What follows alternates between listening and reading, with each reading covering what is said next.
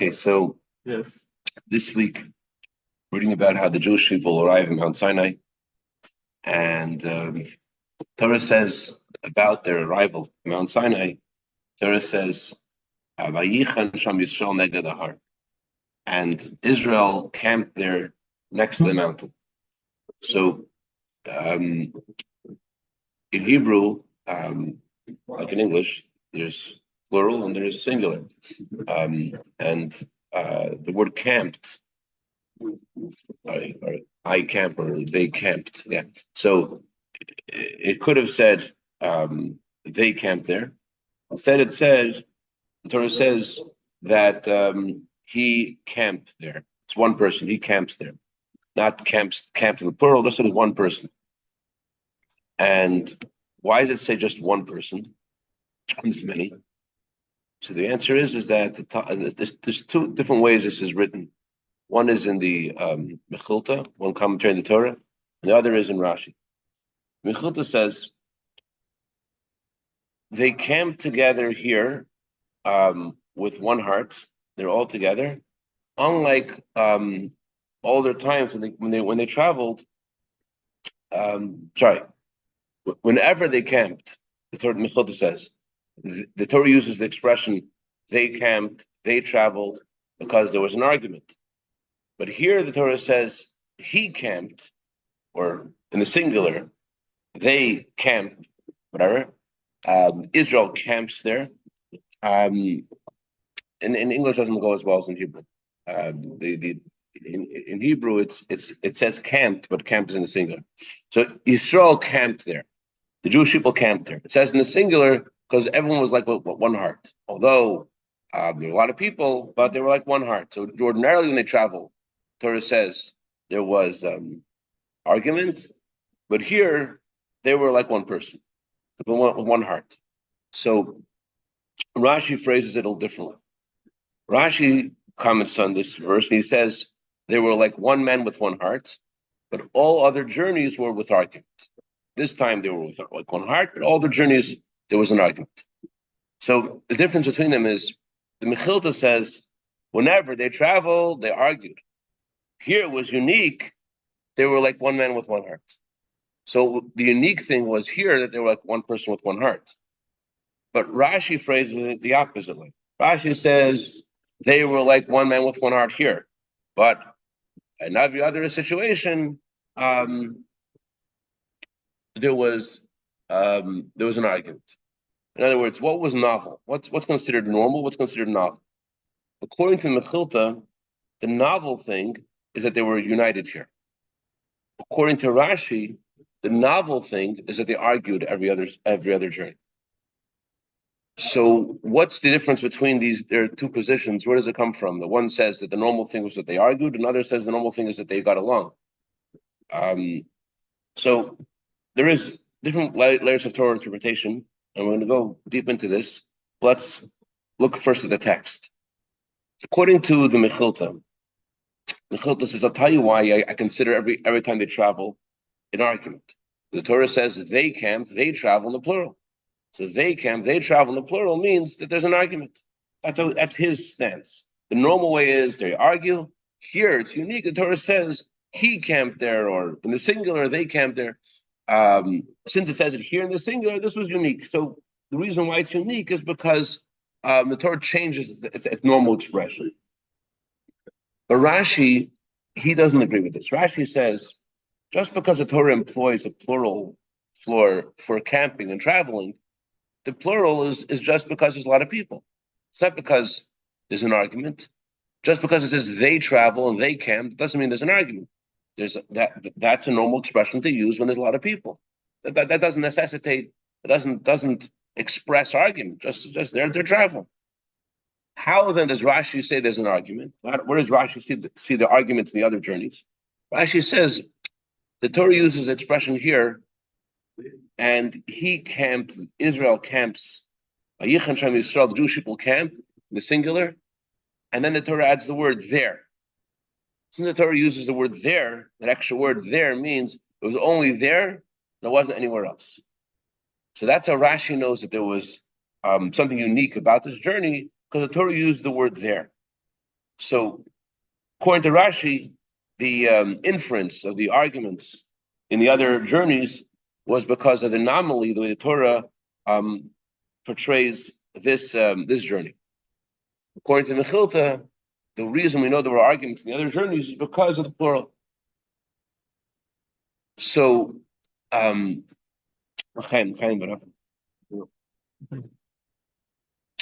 it says the word there, Rashi says that's why this we know that this was not something that happened all the time. The question is this: the question is, what's the Mechilta's basis for interpreting they to mean argument? Just because it says the word they, why can't he agree to Rashi and say, yeah, it says the word they, but just because there's a lot of people?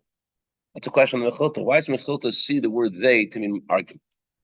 And also, why does Rashi say that the Torah here specifically wants to tell us the dignity of the Jewish people and how they only got along here? Why would the Torah want to highlight this? The subject matter is the giving of the Torah. Subject matter is we finally arrived at Mount Sinai. Subject matter is that we're all together as with one heart. Why would the Torah add the word there to tell us that this was something that only happened now, and every other situation it was an argument? It's like you're having a family vacation, everyone's together, there's unity, and one kid says, "This never happens." Like we never get along. Like, what for? Now everyone's getting along. Why should the Torah here to talk about what happens at other journeys? What's the point? So to understand this, we have to know a little bit more about the context of who Rashi is and who the Mechilta is and what they're trying to do with their interpretation. Rashi, says that he writes in the beginning of his commentary, I'm writing my commentary for a 5-year-old. I want a 5-year-old to understand the simple meaning of the Torah. Oh, it's just a simple meaning, but everything starts and ends with a simple meaning.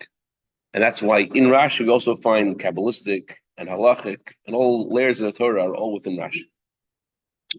So when you say the word argument in to a 5-year-old, talking about a fight, he gets it. He knows in the schoolyard there's a fight, there's an argument. He knows what that is. The Mechilta, on the other hand, the Mechilta is more of a homiletical interpretation. Mechilta is more of a drush, where it's going deeper. So the word machlokas, the word argument, what the Mechilta is employing does mean the same thing that Rashi means when he uses the same word. When Rashi uses that word, he's talking about a fight. Mechilta is using that same word, he's talking about differences of opinion, different perspectives. And it makes sense that whenever we travel, there are different opinions. That makes sense. Therefore, the norm is for the Mechilta that we're always arguing, quote unquote, but what that really means is we're always going with different perspectives. There's one journey the Torah says when they first left Egypt from Ramses to a place called Sukkot. Torah says they went on eagle's wings in an instant. They went in a moment. You can't say about that journey that they were arguing on the way. Like there's no time to argue. Past the remote control on the there's no time. Let me borrow. There's no time. It's an instant. What it means is that the every single journey, everyone had their perspective on what they were doing. This is especially relevant based upon looking at the Kabbalistic meaning of their journeys. There are 42 journeys. The 42 journeys are 42 steps in serving Hashem.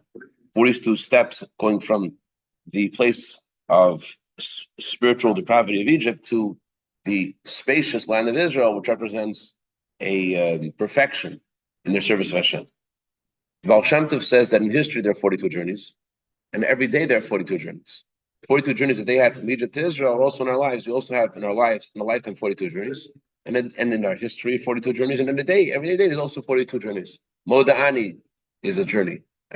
There's something that Hashem wants from our soul every day, every part of the day. So, although you and I say Moda'ani, but we're not the same in how we think about it and how we feel about it and what it does for us or what it doesn't do for us. And every day is different. So it makes sense when the Jewish people are traveling these 42 journeys that they're all experiencing different things. Although they're going from one place, point A to point B, spiritually as well, but everyone's having a different experience. Therefore, the Mechilta says when it says they travel, they journey, I'll tell you what it means. Everyone has their own position in the journey. So therefore, the norm for the Mechilta is there is argument, quote unquote, there is differences of opinion. But according to Rashi, argument means again fighting. So therefore, Rashi says he doesn't consider this to be the norm. Why should fighting be the norm? Therefore, Rashi says that the unique thing is just because it says they travel, they journey, it doesn't mean that there's an argument. That's normal. Torah uses the plural for many people travel. But because the Torah employs the word there, when it talks about our arrival Mount Sinai, that tells us something else. That tells us the other journeys were fraught with argument. So, according to Rashi, the what's novel is that there were arguments in the other journeys. There were arguments. The Torah is telling us that this was unique. There wasn't an argument here. The Torah tells us a unique message that there were arguments in other journeys. It's not something that we would know if the Torah didn't tell it to us. It's something that Rashi had to convey to us because we're not talking about just differences of opinion. The Torah had to go out of its way and add a word to tell us this because we're talking about something unique that happened. There were arguments in every journey. The Mechilta, on the other hand, says just translate the words. They travel, they camp. What does that mean? There's differences of opinion. There's everyone's going together, but they're all experiencing different things. So that's the simple difference between Rashi and the Mechilta. You follow so far? Yeah, it makes sense. Okay. So you still need to understand something. What happens now? We're at Mount Sinai, and all of a sudden we agree. All of a sudden we have one perspective, like one heart. What is it about the Torah that negates the arguments? It takes away the arguments. I mean, you think Torah allows for argument. In every page of the Talmud is an argument. The Talmud says about itself that there's always 49 ways to say things are kosher, 49 ways to say things are not kosher. So why does the Torah negate argument? To negate perspective. Torah shouldn't negate perspective. The Torah incorporates many perspectives because the Torah says there's all these different opinions. And they all are legitimate Torah opinions. We're not just talking about like everyone just saying their own, spouting their own but there's rules according to Torah what's considered a Torah true opinion. And within Torah true opinions, following the rules, there's lots of opinions. So why does their arrival Mount Sinai take away the perspective of everyone? It would seem just because they're getting the Torah, just because they came to Mount Sinai, they still should be different opinions, as we find in every page of Talmud. What does it mean that there's an equality? That everyone's like one person with one heart. There's only one perspective because they're getting the Torah. If they're getting the Torah, there should be lots of argument. Torah has argument. Here's the question. The answer is this. Well, although halacha says you have to follow one opinion, you can't practically keep two opinions at the same time. Although I have an interesting friend who, Rabbi Chanukah, he lights menorah like Beis Hillel and like Beis Shammai, just because, whatever. He's not supposed to do that, but that's what he does. He has Beis Hillel, adding a candle every night, starting with one, adding a candle, and I guess because he is a Jew and Jews like doing interesting things, he has a candle. Menorah has 8 candles, and he subtracts a candle every night. Okay, but that's not what you're supposed to do. Either way, the point is you can only do one thing. You can only follow one opinion, practically, what you're doing. And therefore, Allah has to follow one opinion. Does that mean that everyone agrees? You have to follow an opinion, but who says that there's now equality because you're following one opinion? You have to follow one opinion. It's impossible going any other way. It doesn't seem something that's unique to Torah. It's just a practical thing. You have to follow one opinion, or if you only do one thing. There's many opinions, but what we're actually going to do is we had just now yeshiva week. All the yeshivas are off on vacation this past week, still off. And you want to go with your family on a vacation, you got to go somewhere, right? So where are you going to go? Ask every child, they can have a different opinion. What should we eat for dinner? Every child's going to have a different opinion. That's how it goes. That's so the Torah, it seems, is the place where all the argument should take place, and it's supposed to take place. And yet the Torah says, "Cut them out, Sinai, they're all together." What does that mean? What about Torah takes away differences of opinion? So to understand this, we have to understand another word in this same verse. It says, on the third month, they arrived in Mount Sinai. What's the meaning of the word the third month? And there's many other threes the Torah uses that are present in the giving of the Torah. There were 3 days of preparation. The Torah itself has 3 parts: the Torah, the prophets, the writings. There are 3 kinds of laws in the Torah: the super rational, the laws which are testimonies, the laws which are logical. There are 3 kinds of Jewish people: the Kohen, Levi, Israel. So there are, and there are many other threes associated with the giving of the Torah. The Torah was given by 3, by Hashem, through Moshe, the Jewish people. The Torah, there's all these threes: the third month, the third day. What's the meaning of, why is 3 the number? If we're talking about the giving of the Torah, was it from the one God to us? You would think the number should be 1. When God created the world, it says He created the first day, and it says in the Torah, it was evening, it was morning, it was 1 day. So the Talmud says God was alone in the world. All there was Him. Okay. So the number 1, it seems, emphasizes unity. The number 2, day 2 of creation, there's descent, there's argument, there's a separation. God separates the higher waters from the lower waters. There's a separation. But then there's day 3. On day 3, God gathers the waters together, and that allows there to be the possibility of the creation of man. And man is supposed to connect heaven and earth. Man is supposed to live in a place of dichotomy, of separation, where there is machlokas, where there is separation from the higher waters, which represent the spiritual, and the lower waters, which is the physical. And a person is supposed to connect them both. So the idea of number 3 is bringing unity in a place of division. That's what number 3 represents. So in Torah also we find the word number 3. Among the 13 principles of Torah interpretation, one of them goes like this. If you have 2 verses, and the 2 verses are a contradiction to each other, what do? The Torah says you go according to the 3rd verse. The 3rd verse adjudicates between these 2 verses, and the 3rd verse determines which way to go. So what is the 3rd verse doing? It seems like the 3rd verse is adding leverage to one side. It's just putting more leverage. Now there's not just 1 verse, there's 2 that go according to one opinion. But the true meaning of hachra, or adjudication, is that the 3rd verse is not just adding leverage to one side. The 3rd verse is incorporating both opinions, and the 3rd verse is saying, here's what we're going to do based upon both opinions. The 3rd verse incorporates both. It's not just the 3rd verse add leverage to one side. The third verse, as you see, whenever this situation happens, the 3rd verse says both verses are true, and this is what actually happened. And it brings a 3rd scenario that incorporates the truth of each opinion. Now, did God speak to Moses from the cherubs, or did God speak to Moses from the tent? Moses stood at the entrance of the tent, and it came from the cherubs to the tent. So the 3rd verse always shows how the first two verses are intact, and it doesn't negate the other 2 verses. In a similar way, the Torah is associated with the number 3 because the Torah has a similar power of peace in itself. The Torah has the ingredient of not just. I'll give you an example. Chaim.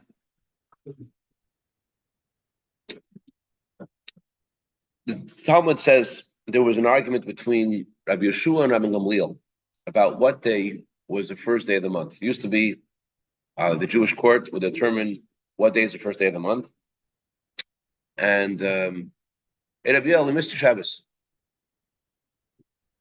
The Jewish court would determine, the witnesses would come and they say, "I saw the moon," and they would come to the court and they would testify, and based upon the testimony, they would decide when the new month is. But just deciding based upon testimony was something that Do we accept the testimony? Is it possible, according to our astronomy, that the new moon could appear? The sages of Israel were great astronomers, and they knew exactly what the shape the moon would appear in. And if a witness would testify it was this shape, not that shape, they knew that this testimony could be accepted because there were people at the time that wanted to manipulate the calendar so that Passover should fall out on a certain day in order to interpret to have their version of the Torah interpretation, which was not in agreement with the sages, which is that Passover has to always fall out on Shabbos.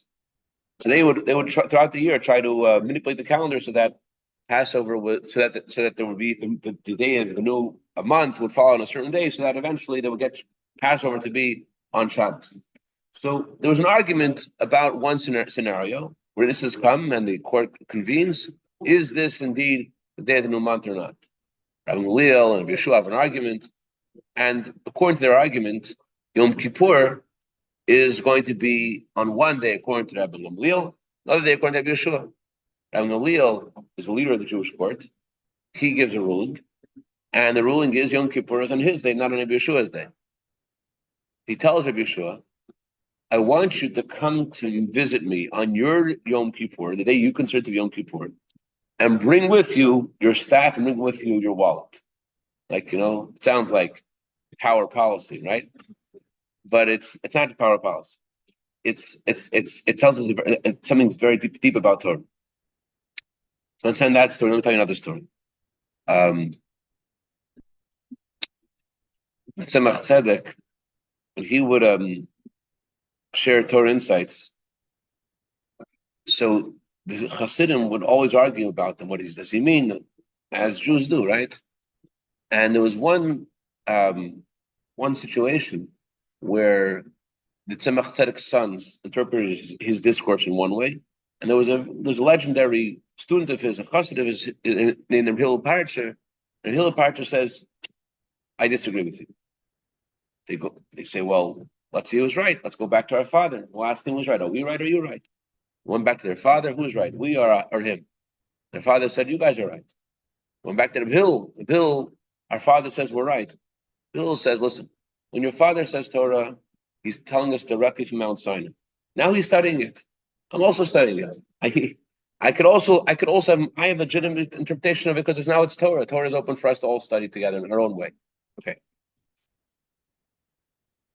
There is, in any situation, a need to come to a conclusion and to have one practical route of application, not just in Torah. If you have an argument between people about a business plan and you're all in the same business, you have to go by the majority opinion because you need to or whatever the hierarchy of the company, but you need to go forward in a certain way. You have to come to some kind of practical result. Just because you come to a practical result doesn't mean that everyone agrees. That just means that everyone is going to put their opinions aside for the sake of the better good. But in halacha, it's not that way. In halacha, the conclusion of halacha, according to one opinion, is not only that we have to follow one opinion, but that this is the truth. This becomes the truth. This becomes the truth of Torah.